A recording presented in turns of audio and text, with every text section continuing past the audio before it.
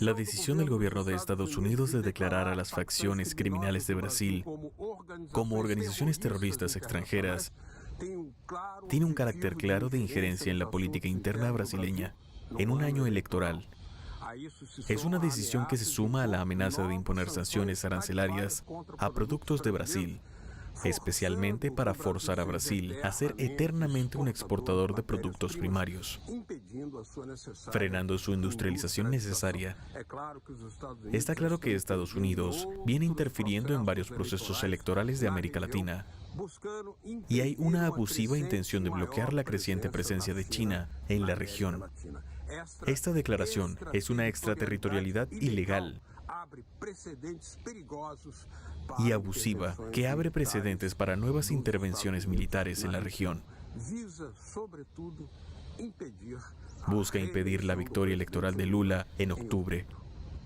Latitud Brasil está comenzando. Hola amigos y amigas del programa Latitud Brasil por Telesur. Es una gran satisfacción nuestro encuentro. Gran responsabilidad. Esa misión de integrar a América Latina,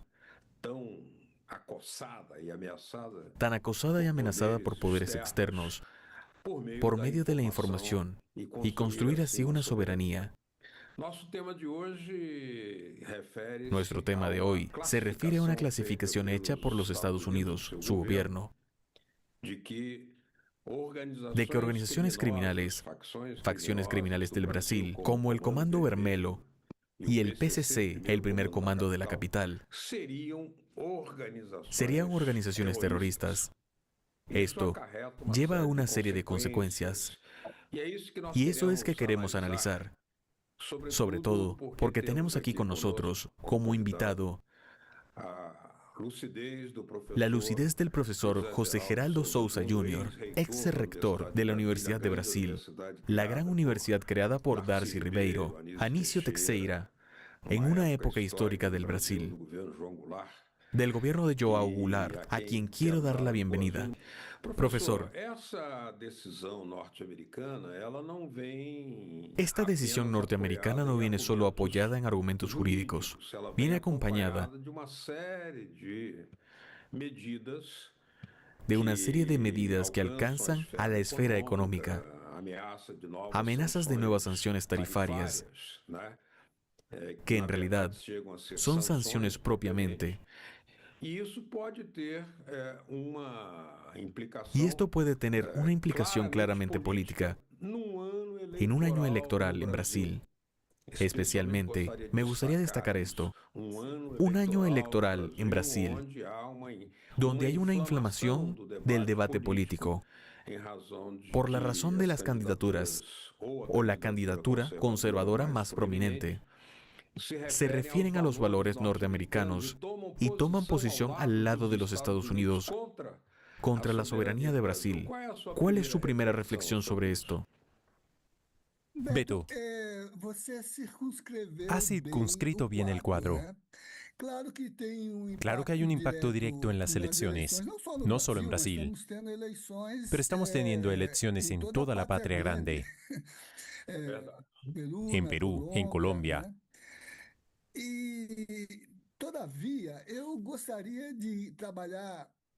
Todavía me gustaría trabajar con un poco de cautela y algunos datos de realidad.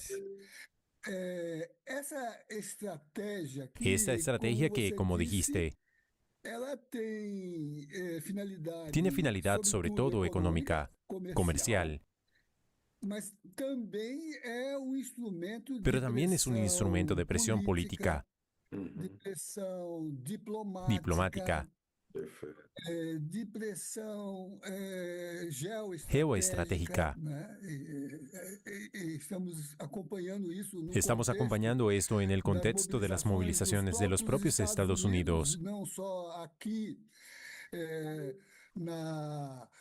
solo aquí en el lago de Maracaibo, sino también en el mar de Groenlandia, en las Antillas del Sur, en el Estrecho de Hormuz, y en poco tiempo llegaremos a la bahía de Guanabara y hasta el lago de Paranoá, en la capital del país. Diría que estos son los instrumentos más fuertes.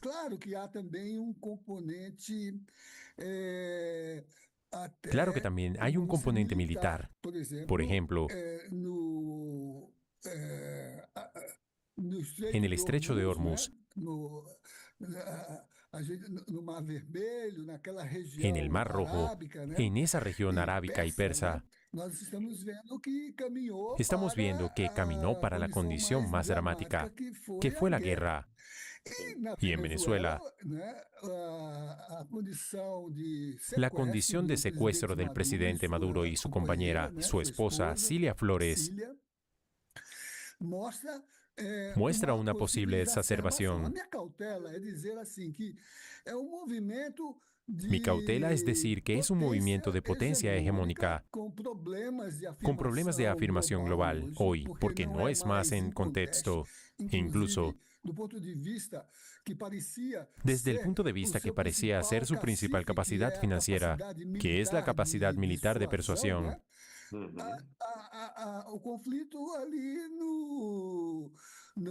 el conflicto en el Golfo Pérsico está mostrando que, incluso en este campo, es vulnerable. La valentía antiimperialista de Irán. Exactamente. Una cosa extraordinaria. Hoy aparentemente,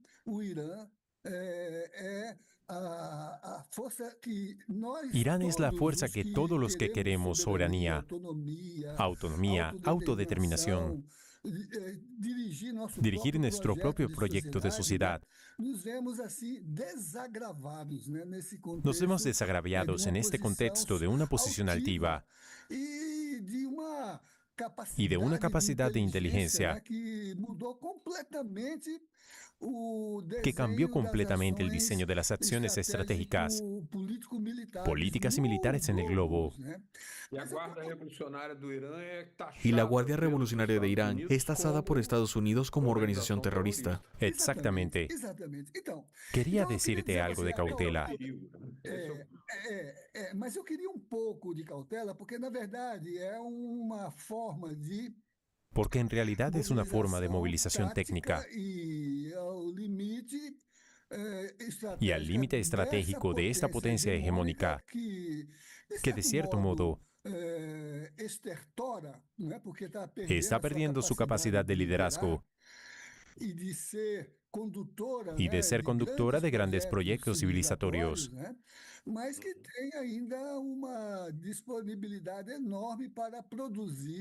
pero que todavía tiene una enorme disponibilidad para producir daños de todo tipo en el contexto del mundo contemporáneo.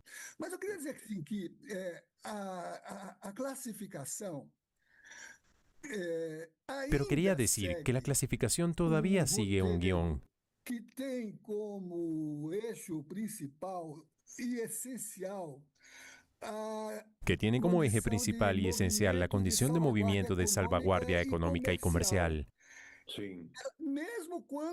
Incluso cuando se califica a una organización que es criminal o de otro tipo como terrorista y apunta a la cuestión de la seguridad nacional, la seguridad nacional norteamericana, y para combatir al crimen organizado, todavía es una etapa que se liga a un conjunto de instrumentos jurídicos de potencia hegemónica que gana dimensión extraterritorial y que se aproxima a la soberanía de otros estados, pero que en el fondo quiere destacar, en el contexto de esta forma de acción política,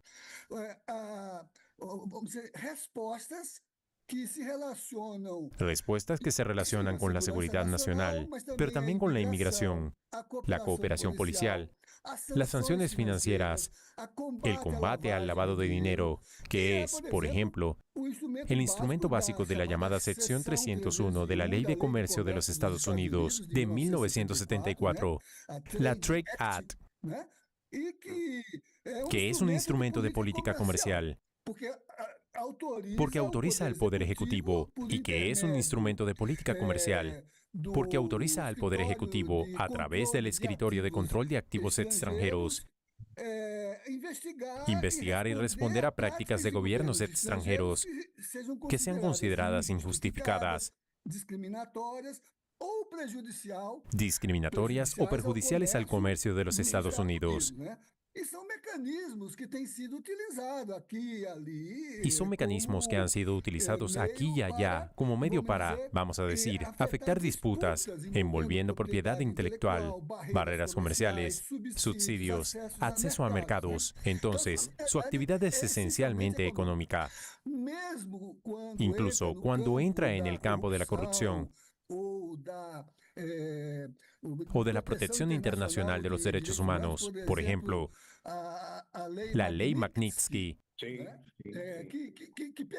que permite interditar el tránsito internacional, negar vistos, prohibir la entrada de personalidades. Por ejemplo, en Brasil, tuvimos ministros de Estado prohibidos.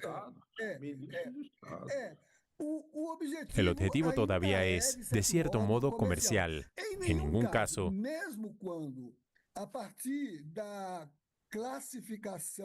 incluso cuando a partir de la clasificación de organizaciones como terroristas, incluso en estos casos,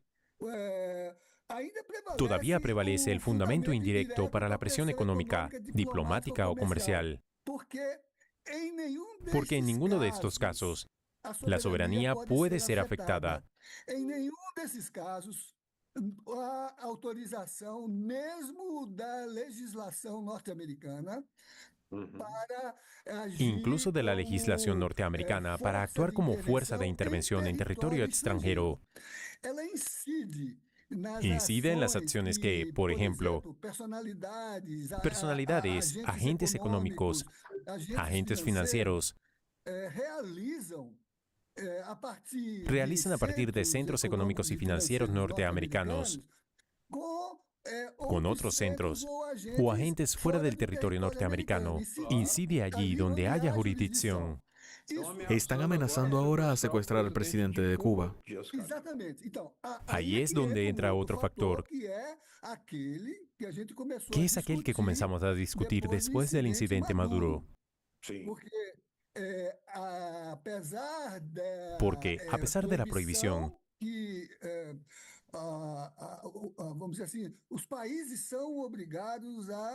los países son obligados a seguir la Carta de las Naciones Unidas.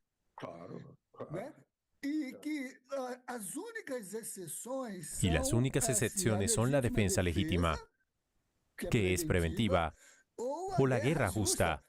Pero aún así, no se puede escapar del concepto de que la mediación internacional del derecho internacional sea el avalista de este proceso. Y es muy cuestionado. En la propia encíclica, que fue publicada este mes del Papa León XIV, él pone allí como una posición de la Santa Fe, pero que también es una posición del Vaticano como Estado, de que este concepto de guerra justa no se sostiene en el contexto internacional contemporáneo. El Papa León XIV. Profesor, vamos a necesitar hacer una pequeña pausa y yo dejo una pregunta ya en el aire. Desde el 2016, Brasil tiene la caracterización por medio de leyes muy claras que diferencian facciones u organizaciones criminales de lo que es una organización terrorista. Pero esto, respondemos con su reflexión después de nuestra pausa aquí, en Latitud Brasil. Ya volvemos con el profesor José Geraldo Souza Jr., ex rector de la Universidad de Brasil, exponente del movimiento El Derecho Encontrado en el Sur.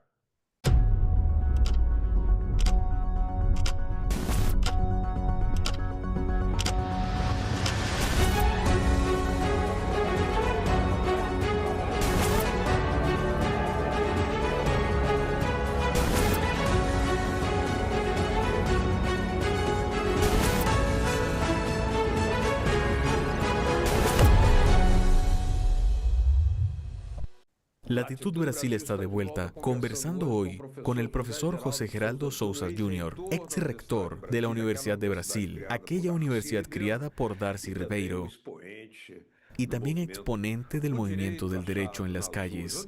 Dejé en el aire una pregunta. Brasil ya tiene ley desde el 2016 que diferencia claramente qué es la organización criminal y qué es la organización terrorista.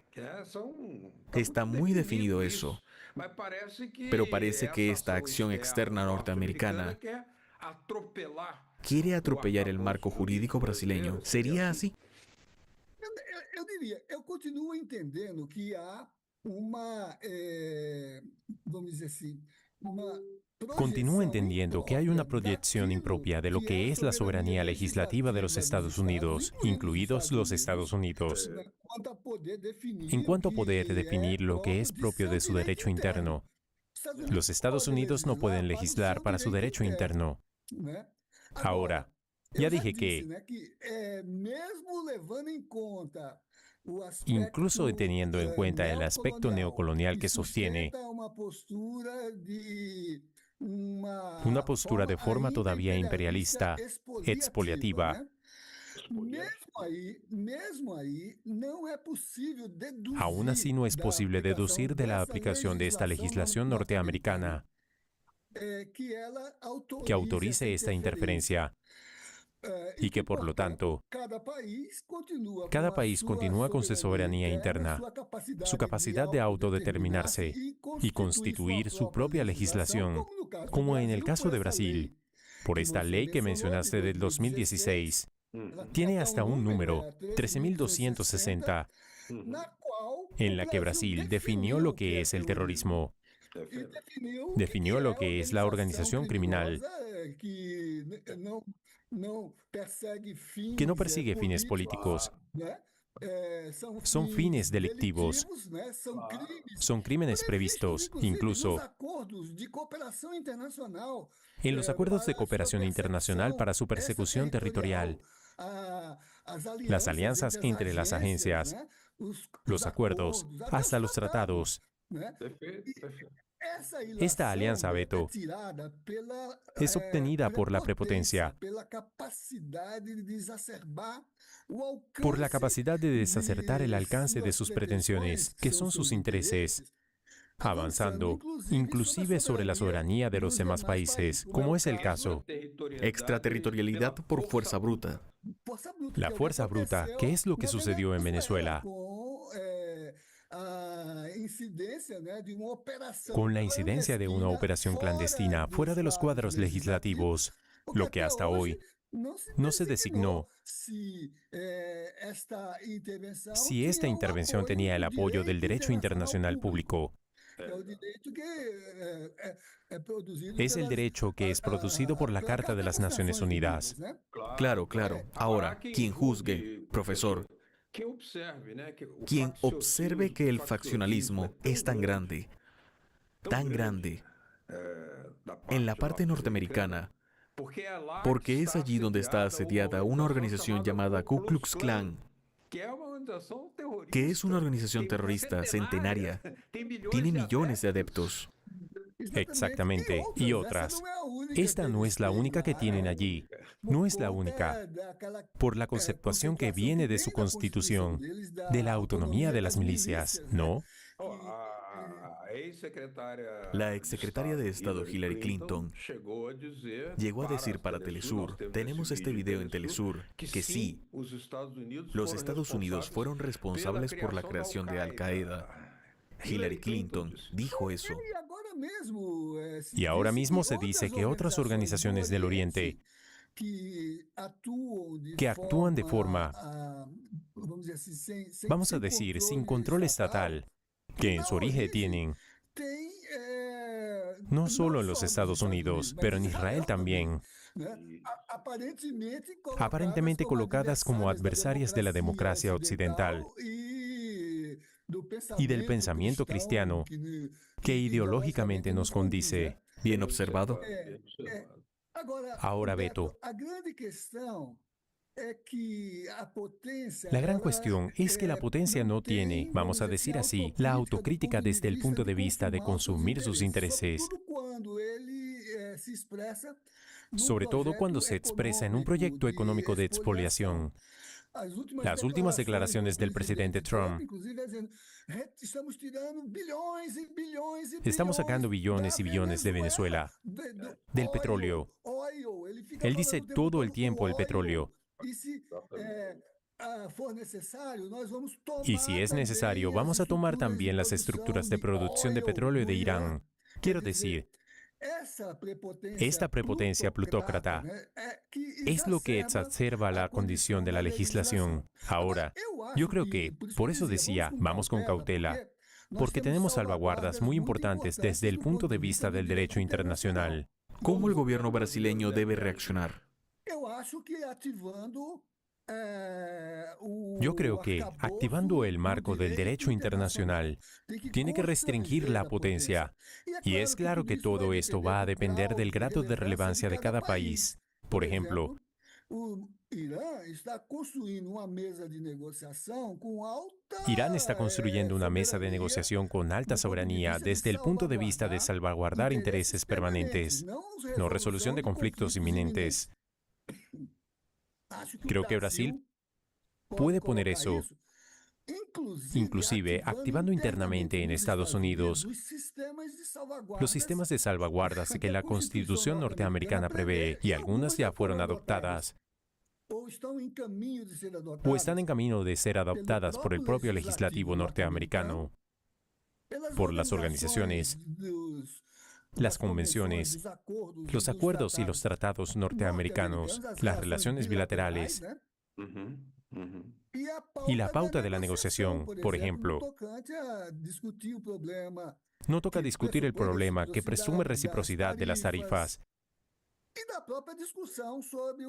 y de la propia discusión sobre el criterio límpido del objetivo de clasificar.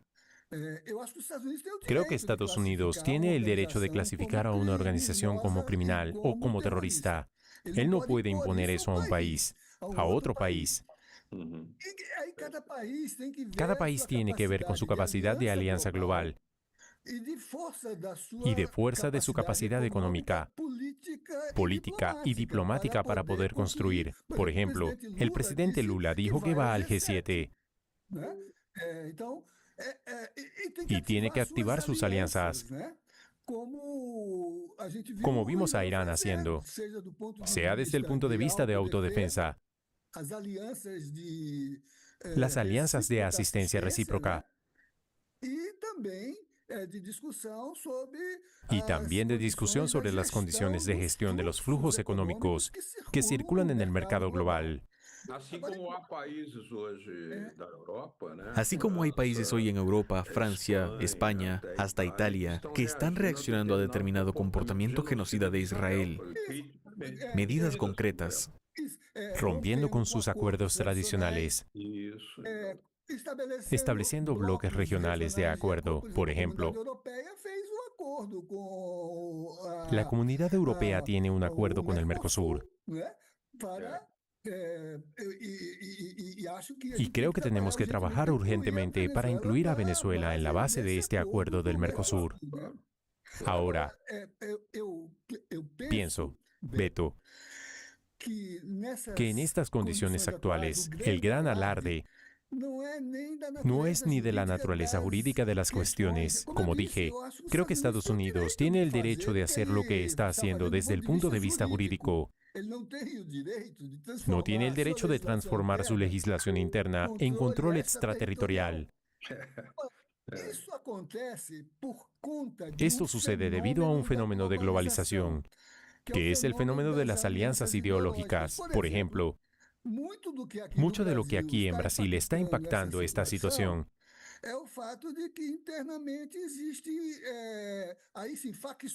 es el hecho de que internamente existen facciones políticas que son aliadas al colonialismo expoliativo y quieren robar nuestras riquezas y que tienen sus alianzas de comunicación.